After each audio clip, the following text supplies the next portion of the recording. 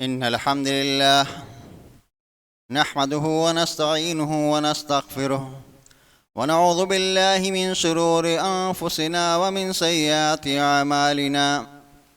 من يهده الله فلا مضل له ومن يضلل فلا هادي له، وأشهد أن لا إله إلا الله وحده لا شريك له، وأشهد أن محمدًا عبده ورسوله. أما بعد، فإن خير الحديث كتاب الله، وخير الهدي هدي محمد صلى الله عليه وسلم، وشر الأمور محدثاتها، وكل محدثة بدعة، وكل بدعة ضلالة، وكل ضلالة في النار.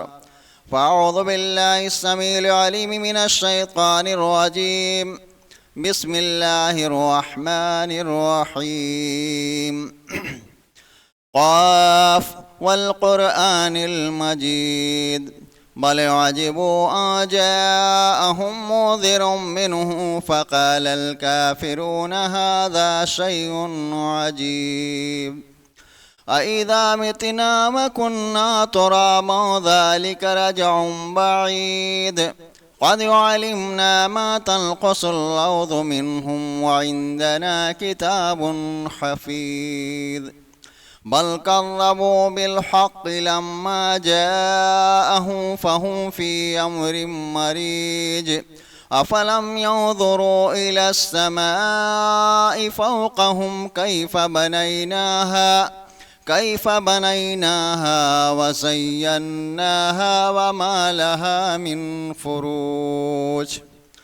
وقال الله تبارك وتعالى في موضع آخر: واستعينوا بالصبر والصلاة وإنها لكبيرة إلا على الخاشعين.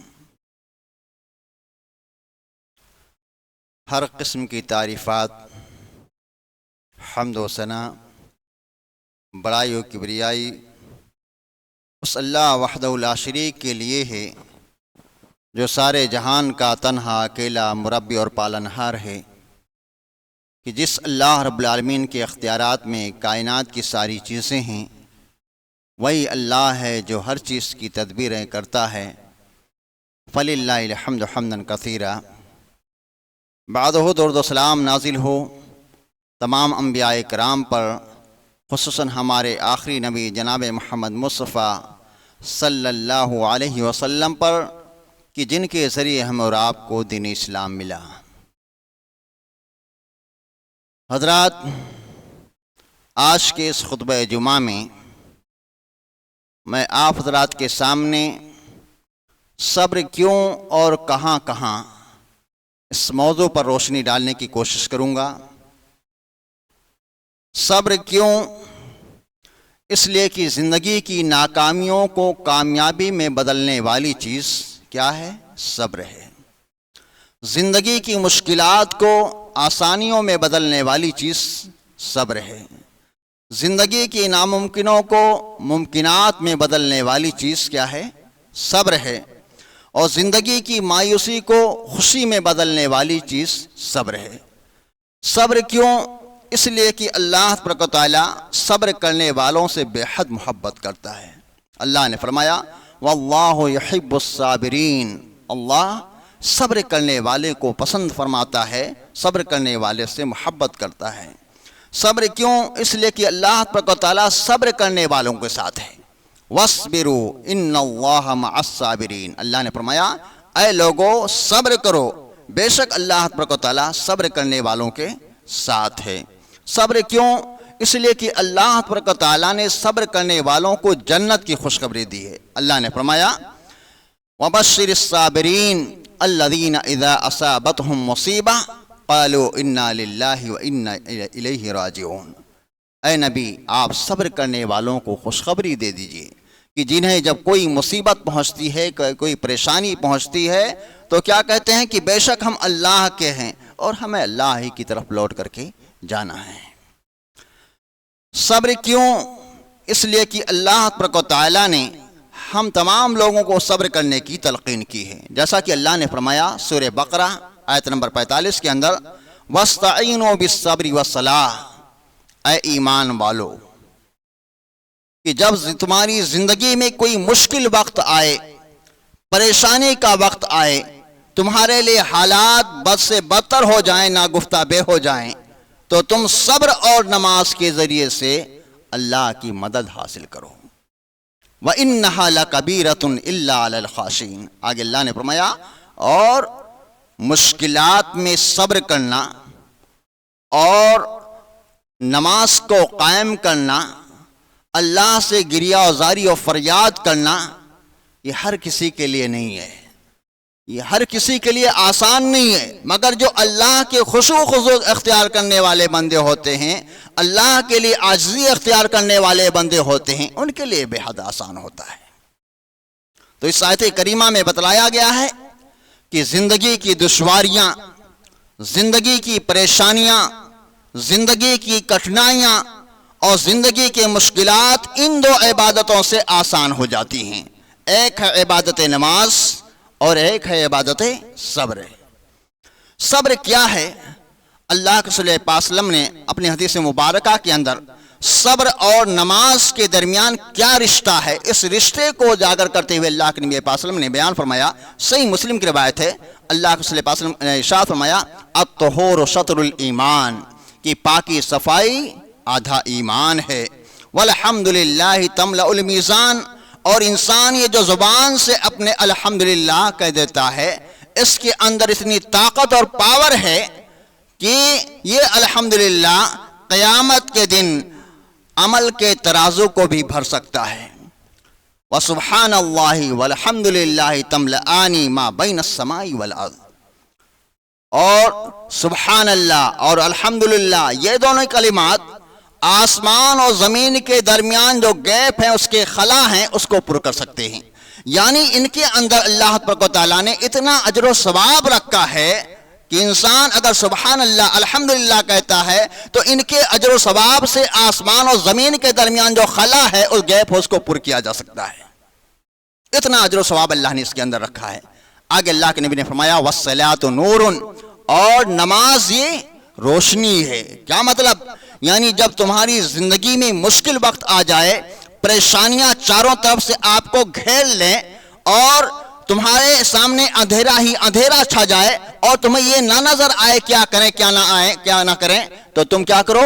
نماز قائم کرو، اندھیرے چھٹ جائیں گے۔ وَالصَّدَقَةُ دَلِيلٌ، اور آگے اللہ کے نبی نے فرمایا اور صدقہ دلیل ہے، برہان ہے، پروف ہے اس بات کا۔ کس بات کا؟ اس بات کا پروف ہے صدقہ کہ انسان کے دل میں مال سے زیادہ اللہ کی محبت ہے، ورنہ مال والے تو دنیا کے اندر بہت سے ہیں، بہت سارے لوگ ہیں، لیکن جو شخص اللہ رب العالمین کے راستے میں اپنے مال و دولت کو خرچ کرتا ہے، صدقہ و خیرات کرتا ہے، اس بات کی دلیل ہے کہ انسان کے اندر مال سے زیادہ اللہ کی محبت ہے، اور جس کے اندر مال سے زیادہ اللہ کی محبت ہوگی وہی شخص کیا ہے؟ اپنے مال کو اللہ رب العالمین کے راستے میں خرچ کرے گا۔ آگے اللہ نے فرمایا، اللہ کے رسول نے فرمایا وَالصَّبْرُ ضِيَاءٌ، اور صبر یہ ضیاء ہے، روشنی ہے۔ نماز کو بھی روشنی کہا گیا اور صبر کو بھی کیا ہے؟ ضیاء، روشنی کہا گیا۔ دونوں کے درمیان ایک فرق ہے۔ چاند کی روشنی کو نور کہا جاتا ہے اور سورج کی روشنی کو کیا کہا جاتا ہے؟ ضیاء کہا جاتا ہے۔ اور سورج کی روشنی میں جو کیا ہوتی ہے؟ تپش ہوتی ہے، گرمی ہوتی ہے، حرارت ہوتی ہے، حدت ہوتی ہے سورج کی گرمی میں۔ مطلب کیا ہے کہ صبر کے اندر روشنی تو ہے لیکن صبر کا راستہ آسان نہیں ہے، اس لیے اس کے لیے انسان کو تپنا پڑتا ہے، اس کے لیے انسان کو جھیلنا پڑتا ہے، اس کے لیے انسان کو اپنے نفس کو کچلنا اور دبانا پڑتا ہے۔ انسان کے کسی عزیز کا انتقال ہو جائے، فوت ہو جائے، تو انسان کو صبر کرنا بڑا مشکل ہوتا ہے، اس کو اپنے نفس کو کچلنا، اپنے نفس کو دبانا پڑتا ہے، تب جا کر کے اس کو صبر آتا ہے میرے بھائیوں۔ اور صبر کیوں؟ اس لیے کہ اللہ تبارک و تعالیٰ نے قرآن مقدس کے اندر اپنے مومن بندوں کے جو صفات بیان کیے ہیں ان میں سے ایک اہم صفت کیا ہے؟ صبر بھی ہے۔ اللہ نے فرمایا وَالصَّابِرِينَ فِي الْبَأْسَاءِ وَالضَّرَّاءِ وَحِينَ الْبَأْسِ، اللہ کے مومن بندے وہ ہیں کہ جب زندگی میں ان کے اوپر کوئی فقر و فاقہ لاحق ہوتی ہے، کوئی پریشانی لاحق ہوتی ہے تو صبر کرتے ہیں، بھوکمری لاحق ہوتی ہے تو صبر کرتے ہیں، ان کی زندگی میں کوئی دشواریاں آتی ہیں، کوئی تکلیفیں آتی ہیں، کوئی بیماریاں آتی ہیں یا کوئی مصیبتیں آتی ہیں تو صبر کرتے ہیں۔ وحین الباس، اور جنگ کی حالت میں جب ان کے لیے دشوار مراحل پیش آتے ہیں تو اس وقت بھی کیا ہے، صبر کرتے ہیں۔ آگے اللہ نے فرمایا اولئک الذین صدقوا واولئک هم المتقون، یہ جو زندگی کی مشکل لاہوں میں صبر کا حوصلہ رکھتے ہیں، اللہ نے فرمایا یہ جو زندگی کی مشکل لاہوں میں صبر کا حوصلہ رکھتے ہیں، حقیقت میں یہی سچے بندے ہیں اور حقیقت میں یہی لوگ متقی و پرہیزگار ہیں۔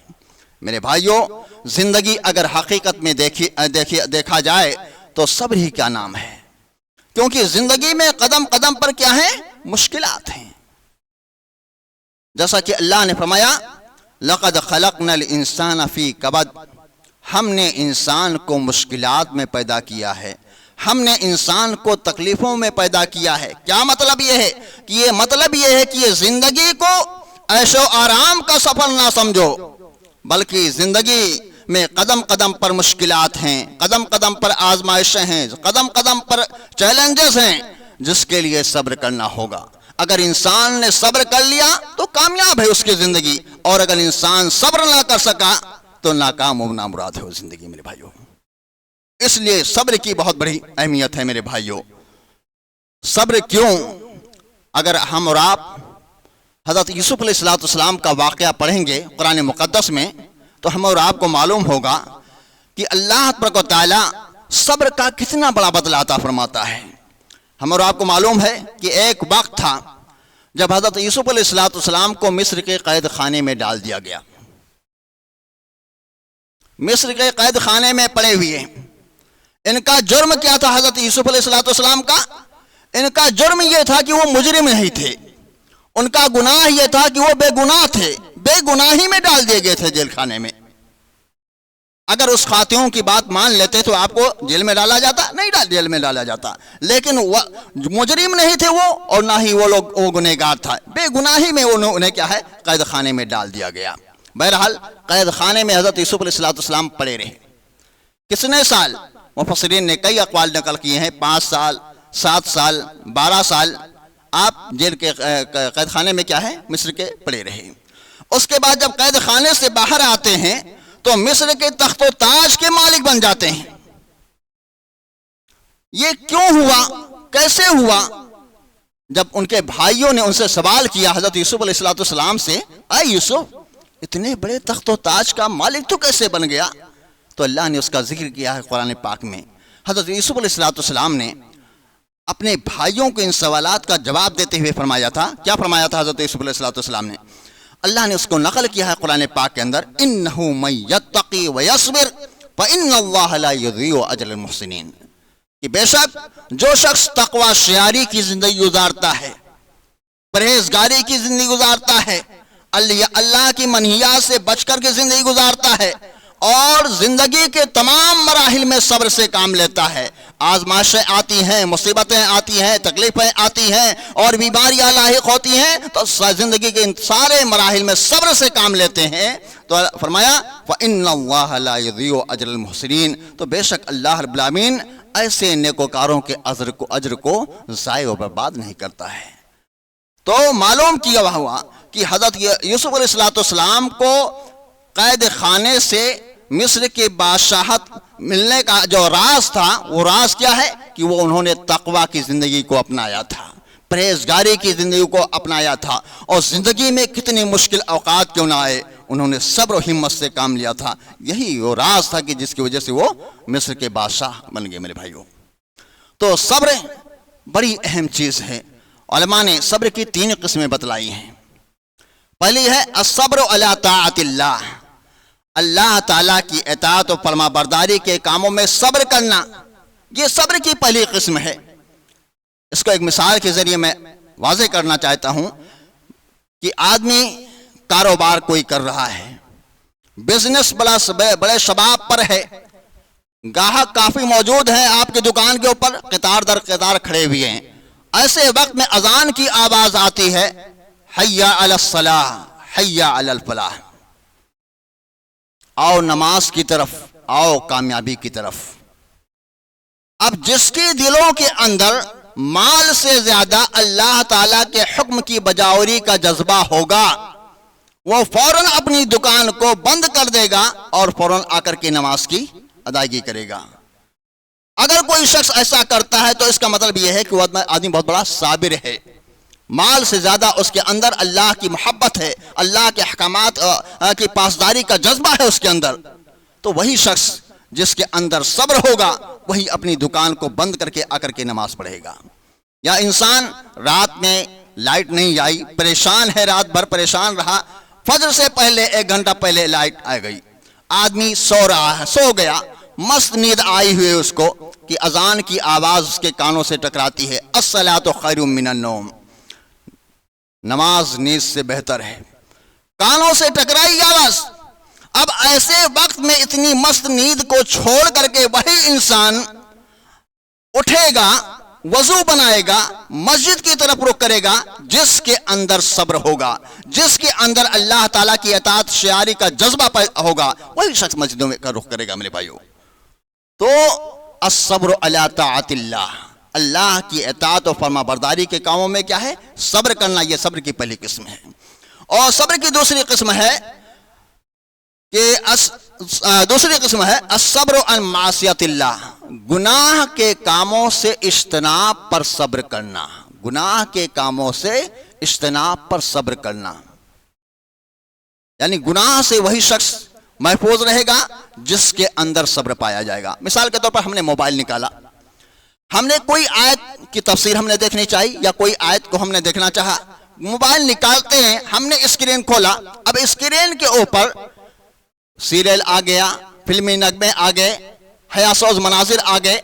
اب ایسی صورت میں وہی شخص ان چیزوں کو بند کر کے اصل کام کی طرف رجوع کرے گا جس کے اندر گناہ سے اجتناب کا جذبہ ہوگا کہ یہ گناہ ہے، ہم یہ چیز نہیں دیکھیں گے، ہم جس مطلب کے لیے اپنے موبائل کو ہم نے کھولا تھا اس مطلب کی چیز کو ہم دیکھیں گے۔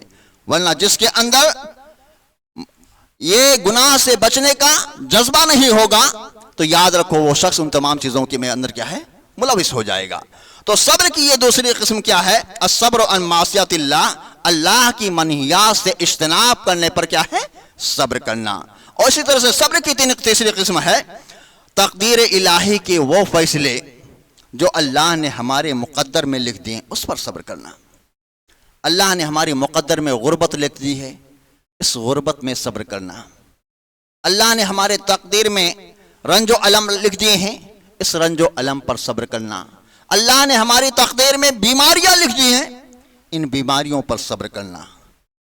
تو صبر کی ان تینوں قسموں کا اگر آپ جائزہ لیں گے تو آپ دیکھیں گے کہ مومن کی ساری زندگی حقیقت میں صبر ہی سے عبارت ہے میرے بھائیوں۔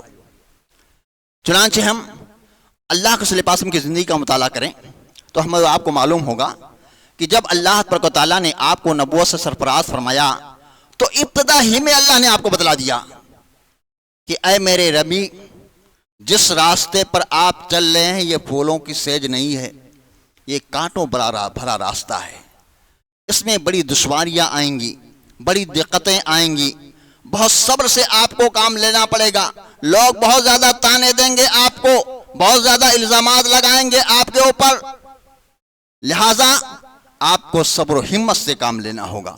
چنانچہ اللہ نے فرمایا فاصبر علی ما یقولون واہجرہم ہجرا جمیلا، اے میرے نبی، یہ مکہ والے جو آپ کو طرح طرح کے تانے دیتے ہیں، آپ پر الزام تراشیاں کرتے ہیں، آپ کو ساحر کہتے ہیں، آپ کو مجنوں کہتے ہیں، آپ کو دیوانہ کہتے ہیں، آپ کو جھوٹا کہتے ہیں، اے نبی ان کی باتوں پر صبر کرنا۔ وَاصْبِرْ عَلَى مَا يَقُولُونَ فَاصْبِرْ عَلَى مَا يَقُولُونَ، ان کی باتوں پر آپ صبر کرنا، وَاهْجُرْهُمْ جَمِيلًا، اور وَاهْجُرْهُمْ حَجْرًا جَمِيلًا، اور انہیں اے نبی اچھی طرح سے آپ چھوڑ دیجئے، ان سے نظر انداز کیجئے۔ اور اللہ تبارک و تعالیٰ نے مزید نصیحت کرتے ہوئے اللہ کے رسول پاک کو فرمایا تھا فاصبر کما صبر اولو العزم من الرسل ولا تستعجل لهم، اے نبی آپ ویسے ہی صبر کیجئے جیسا کہ اولو العزم نبیوں نے صبر کیا تھا، اولو العزم پیغمبروں نے صبر کیا تھا، ویسے ہی صبر کیجئے، ولا تستعجل لهم، اور ان لوگوں کے سلسلے میں جلدی مت جائیے۔ تو اللہ کے رسول پاک صلی اللہ علیہ وسلم نے اپنی زندگی کے اندر بھی صبر کیا، اور اپنے صحابہ کو بھی کیا ہے، صبر کرنے کی تلقین کی اللہ کے نبی نے بھی۔ چنانچہ مکی زندگی کا واقعہ ہے، کفار و مشرکین نے مسلمانوں کا مکہ میں جینا دشوار کر رکھا تھا، طرح طرح کے مظالم کر رہے تھے ان کے اوپر، ان کو ستاتے تھے، مارتے تھے، پیٹتے تھے۔ ایک دن حضرت خباب بن ارت رضی اللہ تعالیٰ عنہ رسول اکرم صلی اللہ علیہ وسلم کی خدمت میں حاضر ہوتے ہیں، اور اس وقت اللہ کے نبی پاک صلی اللہ علیہ وسلم خانہ کعبہ کے دیوار سے کنارے لیٹے ہوئے تھے، اس کے سائے میں لیٹے ہوئے تھے، اور شکایت کرتے ہوئے کہتے ہیں، اے اللہ کے نبی الا تستنصر لنا الا تدعو لنا، اے اللہ کے نبی مکہ والوں نے ہمارا جینا دو بھر کر رکھا ہے، آپ اللہ سے ہمارے لیے دعائیں نہیں کریں گے، آپ اللہ سے ہماری مدد کے لیے دعائیں نہیں کریں گے، ہم کب تک اس طرح سے گھٹ گھٹ کر کے جیتے رہیں گے؟ آخر اللہ کی مدد کب آئے گی؟ آخر کب تک ہم ظلم کی چکی میں پستے رہیں گے؟ ان کے سوال پر، ان کی شکایت پر اللہ کے نبی پاک صلی اللہ علیہ وسلم جو خانہ کعبہ کے دیوار کے کنارے لیٹے ہوئے تھے سائے میں، اٹھ کر کے بیٹھ گئے۔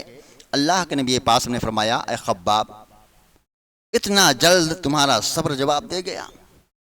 حالانکہ تم پر ابھی وہ حالات نہیں آئے ہیں جو تم سے پہلے ایمان والوں پر حالات آئے ہیں۔ ان کی حالت لوگوں نے کیا کی؟ ان کے جسم کو آرے سے چیر کر کے ان کے جسم کے دو ٹکڑے کر دیے گئے، اور کچھ لوگوں کی حالت تو یہ کی کہ انہوں نے لوہے کی کنگھیوں سے ان کے جسم کے گوشت کو نوچ ڈالا، پھر بھی وہ ایمان پر قائم رہے۔ ابھی وہ حالات تو تمہارے اوپر نہیں آئے، اتنا جلد تمہارا صبر جواب دے گیا؟ اس کے بعد اللہ کے رسول پاک صلی اللہ علیہ وسلم نے تسلی دیتے ہوئے کہا تھا، اے خباب صبر کیجئے، صبر کیجئے، اس معاشرے کے اندر ایسا امن و امان آئے گا کہ صنعاء سے حضرت موت تک ایک عورت تنہا سفر کرے گی اور اسے اللہ کے سوا کسی چیز کا خوف نہ ہوگا۔ میرے بھائیوں، تو صبر انسانی زندگی میں بے حد ضروری ہے۔ میرے بھائیوں، صبر کیوں اور کہاں کہاں؟ صبر کہاں کہاں ضروری ہے؟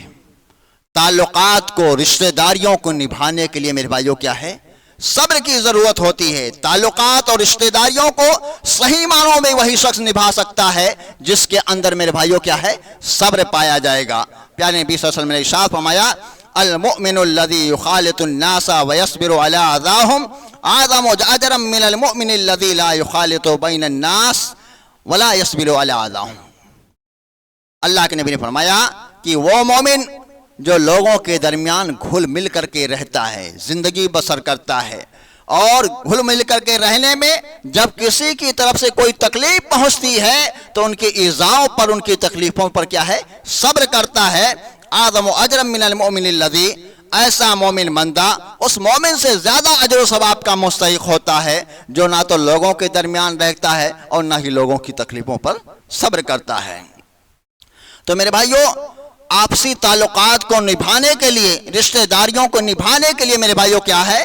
صبر کی ضرورت ہوتی ہے۔ اسی طرح سے اپنی فیملی لائف کو کامیاب بنانے کے لیے کیا ہے؟ صبر کی ضرورت ہوتی ہے۔ یعنی میاں بیوی کے درمیان کبھی نہ کبھی کسی بات پر جھگڑا ہو ہی جاتا ہے، اس لیے ہر شخص کو چاہیے، ہر میاں بیوی کو چاہیے کہ بیوی اپنے شوہر کی غلطیوں کو نظر انداز کرے اور شوہر اپنی بیوی کی غلطیوں کو نظر انداز کرے۔ شوہر کو چاہیے کہ بیوی کی طرف سے ملنے والی ایذاؤں پر صبر کرے، اسی طرح سے بیوی کو چاہیے کہ شوہر کی طرف سے ملنے والی ایذاؤں پر صبر کرے۔ یعنی ہر ایک دوسرے کی غلطیوں کو نظر انداز کریں، ایک دوسرے کی ایذاؤں کو برداشت کریں، اس پر صبر کریں، تبھی ان کے رشتے پائیدار ہوں گے، تبھی ان کے رشتے صحیح طور سے نبھ سکیں گے۔ ورنہ بات بات پر خرافات کرنے سے، بات بات پر لڑائی جھگڑا کرنے سے رشتوں میں کیا ہے؟ رشتے باقی نہیں رہیں گے، ان کے رشتے کیا ہیں؟ ٹوٹ جائیں گے۔ یہی وجہ ہے کہ اللہ نے فرمایا قرآن پاک کے اندر، فَإِن كَرِهْتُمُوهُنَّ فَعَسَىٰ أَن تَكْرَهُوا شَيْئًا وَيَجْعَلَ اللَّهُ فِيهِ خَيْرًا كَثِيرًا۔ اللہ نے فرمایا اگر تمہاری بیویوں کی کچھ عادتیں تمہیں پسند نہیں آتی ہیں تو صبر کرو. اللہ نے کیا کہا؟ اگر تمہاری بیویوں کی کچھ عادتیں تم کو پسند نہیں آتی ہیں تو اس پر تم کیا کرو؟ صبر کرو. آگے اللہ نے فرمایا فَعَسَىٰ أَن تَكْرَهُوا شَيْئًا وَيَجْعَلَ اللَّهُ فِيهِ خَيْرًا كَثِيرًا. انہی بیویوں کے اندر تمہیں مستقبل میں اللہ تبارک و تعالیٰ خیر کثیر عطا فرما دے گا. میرے بھائیو تو معلوم ہوا کہ میاں بیوی کے رشتے کو کامیاب بنانے کے لیے ضروری ہے کہ آپس میں ایک دوسرے کا پاس و لحاظ رکھیں، ایک دوسرے کی چھوٹی موٹی غلطیوں کو نظر انداز کریں، ایک دوسرے کی ایذاؤں پر صبر کریں تو ان کی فیملی لائف کیا ہے؟ کامیاب رہے گی. اسی طرح سے میرے بھائیو اگر آپ خدمت خلق کا جذبہ رکھتے ہیں تو اس میں بھی انسان کو صبر کی ضرورت ہوتی ہے، اس لیے کہ تمام لوگوں کا مزاج ایک جیسا نہیں ہوتا ہے. سب لوگ قدردان نہیں ہوتے ہیں، اگلی کرنے والے بہت ہوتے ہیں، تانے دینے والے بہت ہوتے ہیں، الزامات لگانے والے بھی بہت ہوتے ہیں. ایک مرتبہ صحیح بخاری کی روایت ہے، اللہ کے راوی حدیث حضرت عبداللہ بن مسعود رضی اللہ تعالیٰ عنہ ہیں، بیان فرماتے ہیں کہ ایک مرتبہ اللہ کے نبی پاک صلی اللہ علیہ وسلم مال تقسیم فرما رہے تھے. ایک شخص آیا اور کہنے لگا اے محمد صلی اللہ علیہ وسلم انصاف کیجئے، انصاف کیجئے. اس کی اس بات کو سن کر کے اللہ کے رسول پاک کا چہرہ مارے غصے کے سرخ ہو گیا. گویا کہ وہ شخص یہ کہنا چاہ رہا ہے اللہ کے رسول پاک کے تعلق سے کہ آپ ناانصافی سے کام لے رہے ہیں، آپ جانبداری سے کام لے رہے ہیں. اللہ کے رسول پاک نے فرمایا اے میرے بھائی سن، اگر میں نا انصاف کروں گا تو دنیا میں تجھے کہاں انصاف مل سکتا ہے؟ اگر میں نا انصاف کروں گا تو تجھے دنیا میں کہاں انصاف مل سکتا ہے؟ اس کے بعد اللہ کے صلی اللہ علیہ وسلم کو اپنے بھائی موسیٰ علیہ السلام کی یاد آئی اور انہوں نے حضرت موسیٰ علیہ السلام کے تعلق سے فرمایا، اللہ کے نبی نے رحم اللہ موسیٰ لقد اوذی فی اللہ اکثر من ھذا فصبر علی ذلک. اللہ کی رحمت ہو موسیٰ علیہ السلام پر، ان کی قوم بنی اسرائیل نے اس سے بھی زیادہ دکھ حضرت موسیٰ علیہ السلام کو دیا، لیکن انہوں نے کیا ہے؟ صبر سے کام لیا تھا. تو معلوم ہوا کہ اگر آپ خدمت خلق کا جذبہ رکھتے ہیں تو اس کے لیے آپ کو بہت کچھ سننا پڑے گا، بہت کچھ سہنا پڑے گا، تبھی آپ خدمت خلق کر سکتے ہیں میرے بھائیوں، کیونکہ سارے لوگوں کا مزاج ایک نہیں ہوتا ہے. اسی طرح سے میرے بھائیوں بیماری بھی ہمارے صبر کا بڑا امتحان لیتی ہے. بیماری کا مرحلہ بڑا خطرناک ہوتا ہے. انسان بیماری میں مبتلا ہو کر کے بہت جلد بے صبرا ہو جاتا ہے. نہیں، ایسا نہیں ہونا چاہیے. بیماری میں ہمیں کیا ہے؟ صبر کی سب سے زیادہ اشد ضرورت ہوتی ہے. ایک صحابیہ آئیں اور کہنے لگی اللہ کے صلی اللہ علیہ وسلم مجھے مرگی کا دورہ پڑتا ہے اور جب یہ دورہ پڑتا ہے تو میں بے ہوش ہو جاتی ہوں اور یہ جب دورہ پڑتا ہے تو میں بے پردہ ہو جاتی ہوں. اللہ کے نبی پاس اللہ تعالیٰ سے دعا کیجئے کہ اللہ تعالیٰ میری اس بیماری کو ختم کر دے. اللہ کے نبی پاس نے ارشاد فرمایا ان شئت صبرتی ولکل جنہ، اگر تو چاہ اگر اس بیماری پر تو صبر کرے گی تو تجھے صبر کرنا کا فائدہ یہ ہے کہ تجھے جنت مل جائے گی. اگر تو اس بیماری پر صبر کرے گی تو صبر کا فائدہ یہ ہوگا کہ تجھے جنت ملے گی. وَإِن شِئْتِ دَعَوْتُ اللَّهَ أَن يُعَافِيكِ، اور اگر تو چاہ تو میں اللہ سے دعا کر دوں اللہ تعالیٰ تجھے شفا دے دے. اب وہ خاتون سوچنے لگی کہ اگر میں اپنی اس بیماری پر صبر کرتی ہوں تو اللہ کے رسول پاک صلی اللہ علیہ وسلم مجھے جنت کی ضمانت دے رہے ہیں، مجھے جنت مل جائے گی. اور اگر میں اس بیماری سے شفا چاہتی ہوں شفا مل جائے گی لیکن جنت کی ضمانت نہیں مل رہی ہے. اس خاتون نے کہا اے اللہ کے نبی صلی اللہ علیہ وسلم میں بیماری کو شفا پر ترجیح دیتی ہوں، مجھے بیمار ہی رہنا ہے، کیونکہ اگر آپ کے زبان سے مجھے یہ جو جنت کی ضمانت مل رہی ہے اس کی بنیاد پر میں بیمار ہی رہنا چاہتی ہوں کہ میں جس طرح سے بیمار ہوں اسی بیماری میں رہوں. تو میرے بھائیوں اس حدیث پاک میں امت کے بڑی مریضوں کے لیے بہت بڑا پیغام ہے کہ حدیث امت کے مریضوں اور بیماروں کو صبر کا حوصلہ دیتی ہے. تو بیماری کے ایام میں صبر کرنا یہ بڑی اہمیت کا حامل ہوتا ہے. اسی طرح سے میرے بھائیوں جب گھر میں ہمارے کسی عزیز کا انتقال ہو جائے، کسی بیٹے کا انتقال ہو جائے، کسی بیٹی کا انتقال ہو جائے، ہمارے یا ماں باپ کا انتقال ہو جائے تو ایسے موقع پر صبر کی اشد ضرورت ہوتی ہے. حضرت انس رضی اللہ تعالیٰ عنہ بیان فرماتے ہیں کہ رسول پاک صلی اللہ علیہ وسلم کا گزر ایک عورت سے کے پاس سے ہوا جو ایک قبر کے پاس بیٹھی رو رہی تھی۔